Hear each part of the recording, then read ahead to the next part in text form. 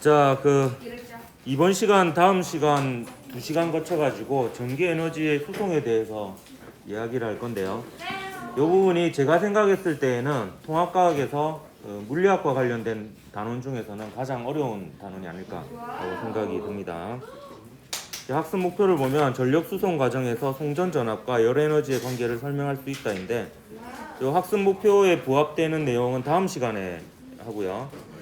이번 시간도 어려운데요. 다음 시간이 조금 더 어렵습니다. 교과서는 284에서 289쪽에 해당하는 내용이고요. 오늘은 그 전력 수송 과정에 대해서 이제 얘기하기 위해서 전력에 대해서 먼저 정의를 내릴 거고요. 그 다음에 변압기의 원리에 대해서 얘기를 할 겁니다. 결론을 먼저 얘기를 하면 그 송전 과정에서 전압을 높여서 보냅니다. 그러면 유리한 점이 좀 있습니다. 그러면 이제 전압을 변화시켜야 되는데, 그 전압을 변화시키는 기기가 변압기고요. 그 원리에 대해서 오늘은 배우게 되겠습니다. 우선 전력 수송 과정을 설명하려면 전력이라는 개념을 먼저 알아야 되겠지. 그래서 전력에 대해서 전력을 다해 설명을 해보도록 하겠습니다.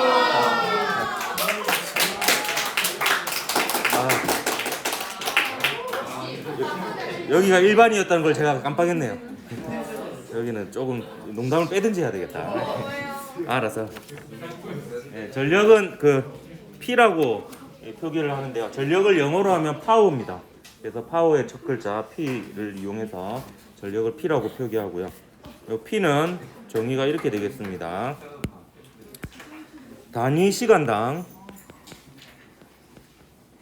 요 단위 시간이라는 것은 1초를 얘기한다라고 보면 되겠습니다. 그래서 단위 시간당이라는 것은 1초당 이렇게 바꿔도 되겠습니다. 단위 시간당 공급되는 전기 에너지가 전력이다, 이렇게 볼 수가 있겠습니다. 그러니까 파워가 세다라는 것은, 전력이 세다라는 것은 단순히 총 전달된 에너지가 크다라는 것이 아니라 시간당 에너지, 얼마나 빨리 얼마나 많이 전달되느냐가 파워가 세다라의 기준이 되겠습니다. 근데 시간당 에너지이기 때문에 이게 비슷한 게 단위 시간이란 말이 들어가는 게, 단위 시간당 이동거리 하면 1초당 이동거리 속력이 되죠. 그러면 시간분의 거리였죠. 이것도 마찬가지로 그 단위로 치면 시간분의 에너지가 되겠습니다. 그래서 단위는 줄 per 세컨드, 에너지의 단위 나누기 시간의 단위가 되겠고, 이걸 줄여서 대문자 W라고 쓰고 와트라고 읽습니다. 증기기관의 아버지죠. 제임스 와트. 제임스 와트의 아버지가 증기기관의 할아버지가 되겠습니다.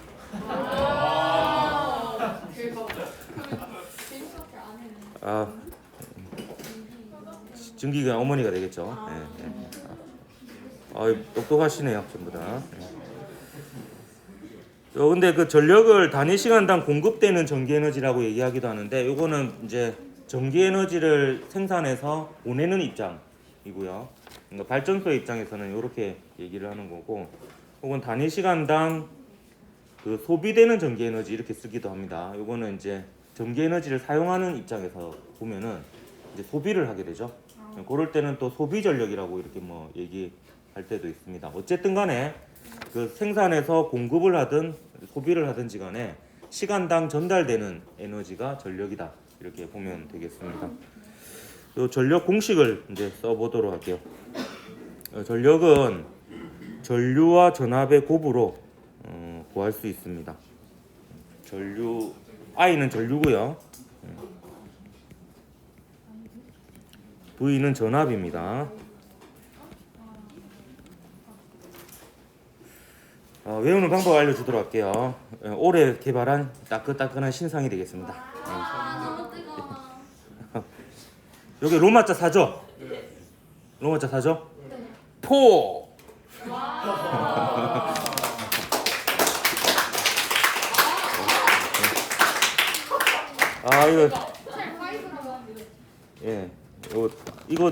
이거 안 한 반이 있어가지고 보충을 해줘야 돼요.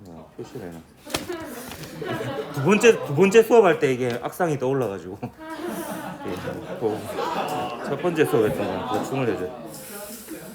P는 IV. 요거 또 이건 외워야 되고요. 또 물리학이 그나마 좀 외워야 될 게 적어가지고 제가 좋아했었는데 이번 시간은 좀 외워야 될 게 좀 몇 개 있습니다.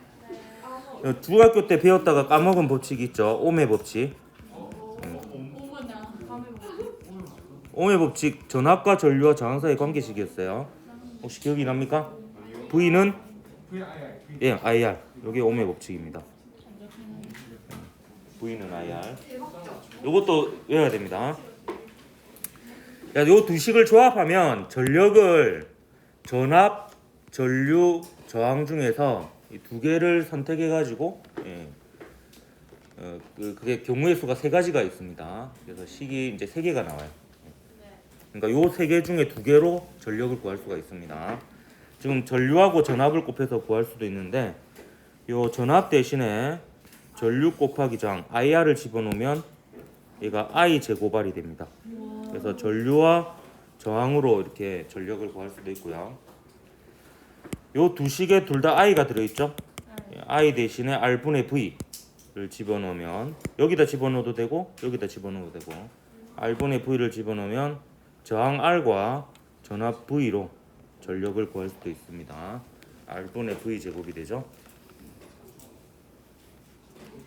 그래서 이 단원이 좀 어려운 이유가 전력 공식도 세 가지가 있어요. 그래서 그게 적재적소에 써야 되기 때문에 어느 상황에서 어떤 공식을 쓰는 게 유리한지 이런 것들이 다르기 때문에 좀 어렵게 느껴질 수가 있습니다. 자, 외우는 거는요. 요거랑 요것만 외우고요. 요 두 식은 필요한 경우에 얘를 집어넣어 가지고 유도를 하다 보면은 억울하게 외워집니다. 저도 그렇게 했어요. 저는 외우는 걸 정말 싫어해 가지고 저도 고등학교 때 공부할 때 요거랑 요것만 외웠었거든요. 근데 억울하게 계속 쓰다 보니까 이게 외워지고 아무리 잊으려고 해도 안 잊어지더라고. 그래서 그런 과정을 거치는 것을 추천합니다. 요게 다 쓰이고요. 전류하고 전압의 정의도 제가 일단 설명은 하도록 할 텐데 그 전류와 전압의 정의는 특히 전압의 정의 같은 경우에는 그 정확히 이해하려면 물리학 2의 지식이 필요합니다. 그래서 제가 설명은 하지만 살짝 한 귀로 듣고 한 귀로 흘리고 그냥 잊어버려도 뭐 크게 상관은 없습니다. 전류는 좀 쉬워요. 1초 동안에 도선의 한 단면, 어떤 기준면을 통과하는 전하량입니다. 그러니까 얼마나 전하가 빨리 전달이 되느냐에 해당이 되는 거거든요. 그래서 시간당 1초 동안이라는 것은 또 단위 시간 동안이라는 뜻입니다. 1초당 전달되는 전하량이니까 단위가 쿨롱 나누기 초가 되겠고요. 쿨롱/포 초가 되겠고 이걸 줄여서 암페어라고 이렇게 A로 표기합니다. 사실 역사적으로 보면 얘가 먼저 쓰였는데 이 전류의 이제 그 정체가 나중에 밝혀져서 이제 기초 단위로 치면은 이제 이렇게 되는 겁니다. 전압도 마찬가지예요. 볼트가 먼저 쓰이고 나중에 줄퍼 쿨롱 이 이제 알게 되었습니다. 전압은 어려워요. 일단 전압은 공식 명칭은 전위차입니다. 전위차. 전위는 정기적 위치 에너지의 줄임말입니다. 정기적 포텐셜 에너지의 줄임말인데 이게 또 어려운 게 뭐냐면 그냥 정기적 포텐셜 에너지가 아니고 단위 전하당 1쿨롱의 전하가 갖는 정기적 포텐셜 에너지인데 그거의 차이입니다. 전위차라서. 그래서 에너지의 차이는 결국 에너지 단위가 될 거고요. 그게 1쿨롱당 에너지 차이니까 줄퍼 쿨롱. 쿨롱분의 줄 이 단위가 됩니다. 그래서 줄여서 볼트가 되는 거고요. 요 두 개를 한번 곱해 보십시오. 전류하고 전압의 단위를 곱해 보면 이 쿨롱이 날아가죠. 쿨롱이 날아가고 줄 퍼 세컨드. 아까 그 파워의 단위, 전력의 단위가 되는 걸 볼 수가 있습니다. 그래서 그 전류하고 전압의 정의를 알면 단위로 일단 봤을 때 느낌적으로 이게 시간당 에너지가 된다라는 것을 확인할 수가 있습니다. 어쨌든 여러분 이제 요 식들은 외워야 되는 거고요. 일단 교과서 285쪽에 보면 우리나라의 전력 수송 과정이 이제 그 그림으로 나와 있는데요. 이 부분은 저는 그렇게 중요하게 생각하는 부분 아니에요. 이게 송전하고 배전을 이렇게 나누고 있던데요. 핵발전소나 수력발전소, 화력발전소에서는 이제 전력을 생산해서 초고압 변전소에서 전압을 되게 높여가지고 보냅니다. 그 이유는 다음 시간에 하게 될 겁니다. 1차 변전소를 거쳐서 2차 변전소까지 전달되는 과정을 전력이 수송되는 과정을 송전이라고 하고 2차 변전소에서 대형 건물이나 철도, 주상 변압기를 거쳐서 가정학교, 상가, 소형 공장 등 그 전력을 사용하는 그 사용자에게 전달되는 과정을 뭐 배전이라고 이렇게 구분하기도 하는데요. 근데 보통 일반적으로 전력 수송 과정을 그냥 뭉뚱그려 가지고 그냥 송전이라고 이렇게 얘기할 때도 많이 있습니다. 그래서 구분하는 것은 큰 의미는 없어 보이긴 한데 교과서에 있기 때문에 언급은 하고 넘어가도록 하겠습니다. 네. 그래서 발전소에서 변전소까지를 송전이라고 하면 이 변전소에서 전기를 사용하는 장소까지 전력을 수송하는 것을 뭐 배전이라고 한다. 근데 크게 보면 전력을 수송하는 과정이어서 그냥 전력을 수송하는 과정이라고 해서 송전이라고 그냥 뭉뚱그려서 얘기할 때도 있습니다. 이제 오늘 하는 내용 중에서 두 번째로 이제 또 중요한 내용인 변압기에 대해서 설명을 하도록 할게요. 이 변압기는 여러분이 일상생활에서 본 적 있을 겁니다. 전봇대에 보면 이 부분 있죠? 이 부분이 이제 변압기고요. 그다음에 저는 어렸을 때 살았던 동네에 변전소가 있었어요. 학교 가는 길에. 그래서 요거를 실제로 본 적이 있는데 요게 이제 변전소에 있는 기기들인데 변압기가 대부분입니다. 보면 요게 이제 변압기예요. 이 변압기는 구조가 어떻게 되어 있냐면 이렇게 되어 있어요. 이렇게. 요 철심이 있고요. 굵기가 일정합니다. 요 철심은 자기장을 전달해 주는 역할을 합니다. 근데 코일이 두 개 감겨 있어요. 코일이 이렇게 감겨 있고 요 코일을 이제 1차 코일이라고 하는데 1차 코일은 전력을 보내는 쪽이라고 보면 되고 2차 코일은 전력을 받는 쪽이다. 이렇게 보면 되겠습니다. 그래서 전력이 전반적으로 이렇게 이동하고 있는 겁니다. 에너지가 이렇게 이제 이동하고 있는 거고요. 오징어 눈깔처럼 보이는 거 있죠? 보면 여기 이제 쌓인 곡선을 나타내는 건데 요거는 교류 전원을 나타내는 겁니다. 직류하고 교류가 있는데 직류는 건전지 같은 거예요. 플러스하고 마이너스가 딱 확실히 정해져 있고 회로에 연결하면 전류가 일정한 방향으로 흐릅니다. 근데 요거는 교류입니다. 전류의 방향이 계속 바뀌어요. 전류의 크기와 방향이 계속 바뀌는 그런 회로가 되겠습니다. 그러니까 여기가 플러스 마이너스일 때도 있고 마이너스 플러스일 때도 있고 계속 극이 바뀝니다. 교류 전원에 이제 1차 코일이 연결되어 있는 거고요. 이 교류 전원은 뭐 발전소 같은 거라고 봐도 됩니다. 발전소에서 이제 전력을 생산할 때 교류 형태로 전력을 생산해서 이거는 발전소에 있는 뭐 변압기다 이렇게 봐도 되겠습니다. 그래서 이게 이제 1차 코일이에요. 1차 코일은 여기 제가 적어줄게요. 여기 1차 코일. 얘가 2차 코일. 1차 코일, 2차 코일 이렇게 되겠습니다. 1차 코일에서 2차 코일로 전력을 이제 보냅니다. 보내는 과정에 대해서 설명을 하도록 할게요. 일단 1차 코일의 가문 횟수를 N1이라고 할 겁니다.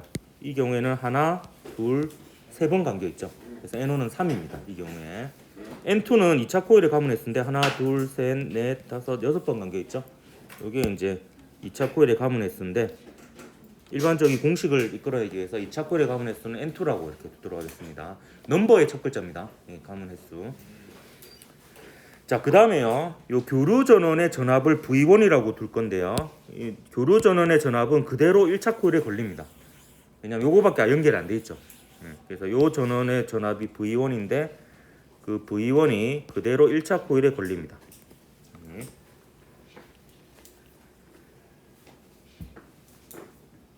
자, 이제 설명을 하다 볼게요. 이 설명은 교과서에 자세히 안 나왔기 때문에 지금 들을 때 잘 들어둬야 되겠습니다. 자, 1차 코일의 전류가 요렇게 흘렀다가 요렇게 흘렀다가 요렇게 흘렀다가 요렇게 흘렀다가 계속 바뀝니다. 그럼 전류에 의한 자기장도 위로 생겼다가 아래로 생겼다가 위로 생겼다가 아래로 생겼다 하겠죠. 그럼 자기장이 위로 생길 때 철심을 따라 자기장이 그대로 이쪽으로 100% 전달됩니다. 그래서 얘가 위로 생길 때 자기장이 이쪽에는 아래로 생기게 되는 거죠. 여기가 자기장이 아래로 생기면 철심을 따라 여기는 자기장이 위로 생기게 됩니다. 그래서 여기서 자기장이 위아래 위아래 이렇게 변하게 되면 여기서는 자기장이 아래 위 아래 위 이렇게 변하게 됩니다. 그러면 지금 자기장이 변하고요. 그러면 자기장 곱하기 면적인 자속도 변하는 상황이죠. 그럼 여러분이 지난 시간에 배웠던 전자기 유도 현상이 일어나서 그 패러데이 법칙에 의해서 유도 기전력이 생깁니다. 그 유도 기전력이 전압이거든요. 그때 그 유도 기전력의 크기를 V2라고 두겠습니다. 그러면 이 회로는 어떻게 보면 되냐면 요 코일이 전압이 V2인 교류 전원 장치라고 보면 되고요. 거기에 저항이 연결된 상황이 되는 셈입니다. 그래서 여기에 이제 전류가 흐르게 되겠죠. 그래서 전력이 발전소에서 전력을 생산해서 1차 코일에 전달하면 그 전력이 2차 코일에 전달되고 그게 이제 가전제품에 이렇게 전달이 된다. 이렇게 보면 되겠습니다. 그래서 요거는 유도기 전력이고요.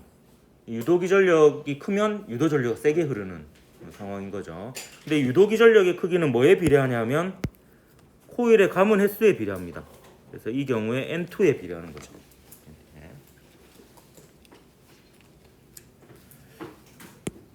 근데 여기 자기장하고 여기 자기장이 같다 그랬죠. 그리고 요 굵기가 같으니까 면적도 같습니다. 그래서 매 순간 1차 코일의 자속과 2차 코일의 자속이 같아요. 그러니까 매 순간 자속이 같기 때문에 시간에 따른 자속의 변화도 매 순간 같습니다.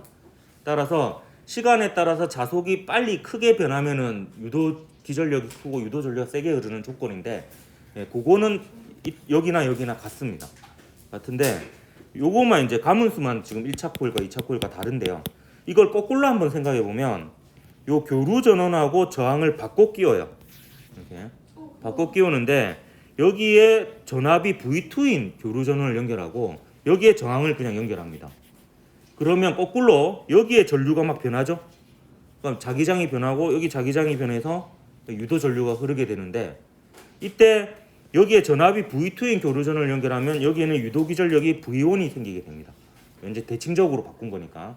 따라서 지금 이 상황은 얘가 유도 기전력이지만 얘 둘을 바꾸고 여기에 교류 전압이 V2인 교류 전원을 연결하면 이게 유도 기전력이 됩니다. 그럼 이 유도 기전력은 요 가문 횟수에 비례하게 되겠죠. 그래서 요거는 N1에 비례하게 됩니다. 이제 논의가 끝났습니다. 그래서 V1은 N1에 비례하고 V2는 N2에 비례하고요. 시간에 따른 자기 손속의 변화율은 같습니다. 저 교류 전압을 바꿔 끼워도요.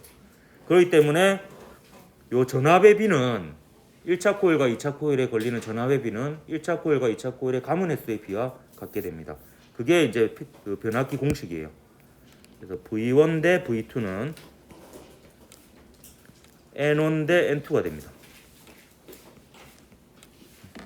요게 패러데이의 전자기 유도 법칙으로부터 나온 공식이에요. 교과서에는 그냥 이렇게 결과만 나와 있는데요. 여러분이 그 패러데이 법칙을 떠올리면 결국에 자속의 변화는 같고, 그리고 가문 횟수의 유도 기전력이 비례하니까 유도 전류가 거기에 비례해서 커지니까 이 전압의 비가 가문 횟수의 비와 같다. 이렇게 떠올리면 이걸 따로 외우지 않더라도 패러데이 법칙 잘 알고 있으면 느낌을 가지고 이 공식을 기억할 수 있을 것 같습니다. 그 다음에 그 변압기와 관련된 식이 하나 더 있어요. 그거는 이제 어떤 논리에서 나오는 식이냐면 에너지 보존 법칙입니다. 변압 과정에서는요 에너지 손실이 없다라고 가정합니다. 그 고등학교 과정에서는요. 그러니까 여기서 1초에 100줄의 에너지를 생산해요. 100W의 전력을 보냅니다. 그럼 1차 코일에 그대로 전달됩니다. 근데 1차 코일에서 2차 코일로 전달되는 과정이 변압인데요. 이 과정에서 에너지 손실이 없다라고 보는 거예요. 그래서 1차 코일의 전력이 2차 코일에 그대로 전달됩니다. 1초에 100줄씩. 그럼 최종적으로 얘가 1초에 100줄씩 이제 사용하게 되겠죠. 그럼 1차 코일에 흐르는 전류이자 요 1차 코일이 연결된 회로에 흐르는 전류를 I1이라고 둘 거고요. 이 전류의 방향이 계속 바뀌니까 화살표를 그냥 양쪽으로 이렇게 그려놨습니다. 그다음 2차 코일에 흐르는 전류이자 요 저항에 흐르는 전류, 요 회로에 흐르는 전류를 I2라고 두면 요 1차 코일에 전달된 전력은 I와 V의 곱으로 나타낼 수 있으니까 I1 V1이고요. 2차 코일에 전달된 전력은 I2 V2인데 손실이 없다 그랬죠. 그래서 I1 V1은 I2 V2와 같습니다. 요게 변압기와 관련된 두 번째 공식이 되겠습니다. 그래서 에너지 보존이 되기 때문에 에너지 손실이 없어서 I1 V1은 I2 V2와 같습니다. 급격히 조용해졌네요. 자, 요거 두식 외워야 되는데요. 외울 때 그냥 외우는 것보다 이렇게 느낌을 가지고, 요거는 패러데이의 전자기 유도 법칙. 그래서 유도 기전력이 가문수에 비례한다라는 거 기억을 하고, 이거는 이제 전력이 그대로 전달된다, 에너지 보존이 된다라는 측면에서 1차 코일의 전력은 2차 코일의 전력과 같다. 이렇게 기억을 하면 되겠습니다. 요 두 식을 연립하면 전류하고 가문 횟수의 비를 관계를 알 수가 있는데요. 요 식에서 V1 나누기 V2를 만들어내요. 그러니까 V1 나누기 V2니까 얘를 넘기면 되죠. 그리고 I1을 여기로 넘기면은 V1 나누기 V2는 I2 나누기 I1이 되게 됩니다. 그래서 얘는 I2 나누기 I1이 되죠. 따라서 V1 대 V2는 N1 대 N2지만 I1 대 I2는 N2 대 N1. 가문 횟수의 역수의 비가 되겠습니다.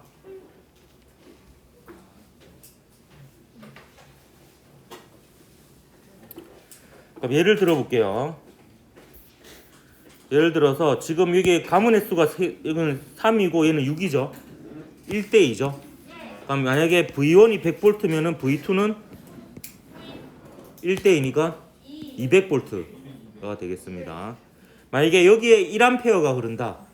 1A가 흐르면 여기에는 2분의 1A가 흐르게 됩니다. 왜냐면 100V 곱하기 1A는 200V 곱하기 2분의 1A가 돼야 되겠지.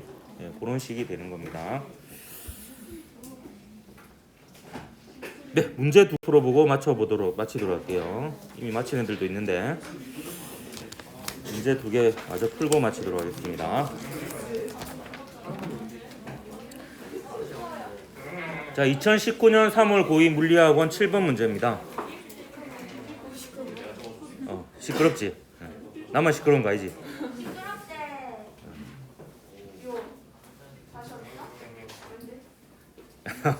네, 말이 꼬였네. 자, 2019년 3월 고2 물리학원 7번 문제입니다. 그림은 철심, 교류 전원이 연결된 1차 코일, 저항이 연결된 2차 코일로 구성된 변압기를 나타낸 것이다. 표는 1차 코일에 걸리는 전압이 V0일 때 1차 코일의 가문수 N1과 2차 코일의 가문수 N2에 따른 2차 코일에 걸리는 전압 V를 나타낸 것이다. 기역, 니은으로 옳은 것은? 이렇게 물어봤네요. 요거는 기역과 니은에 대한 식 두 개를 쓰면 되는데요. V1 대 V2는 N1 대 N2라는 식을 쓰면 풀리는 문제였습니다.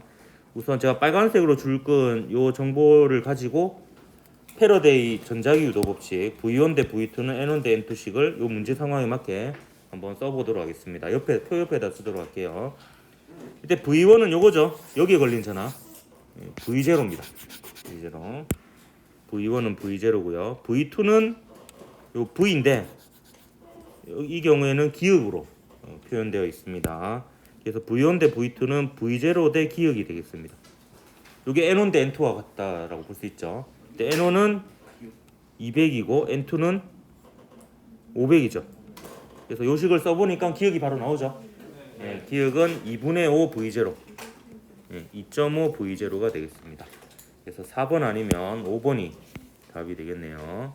그 다음 니은이 포함된 요 줄에서부터 역시 패러데이의 전자기 유도 법칙 V1 대 V2는 N1 대 N2식을 써보도록 할게요.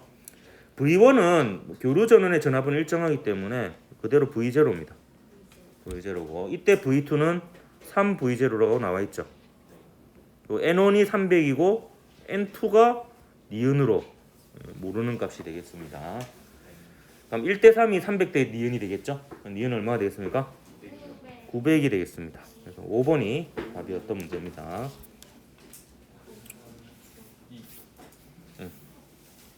넘어갑니다. 자, 2020년 3월 고2 물리학원 15번 문제입니다. 그림은 휴대전화 충전기 내부에 있는 변압기를 나타낸 것이다. 변압기의 1차 코일, 2차 코일에 걸리는 전압은 각각 220V, 5V이고 흐르는 전류는 각각 I1, I2이다 되어 있네요. 실제로 휴대전화 충전기 같은 경우에 220V를 5V로 바꿔서 사용을 합니다. 그래서 이런 변압기가 안에 들어있고요.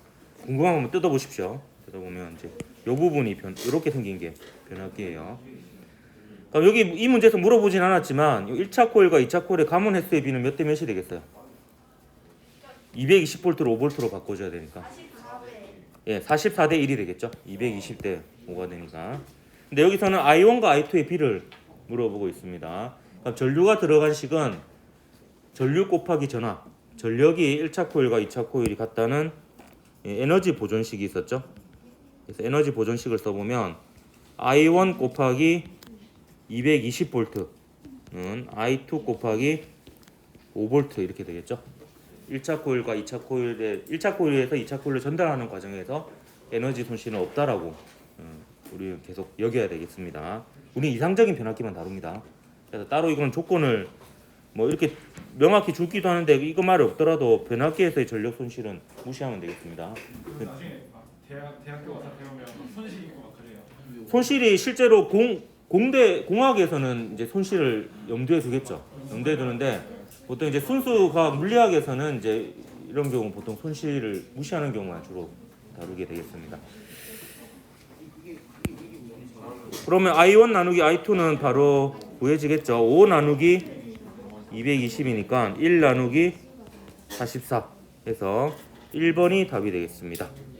답이 1번이니까 일단 여기까지 하도록 하고요.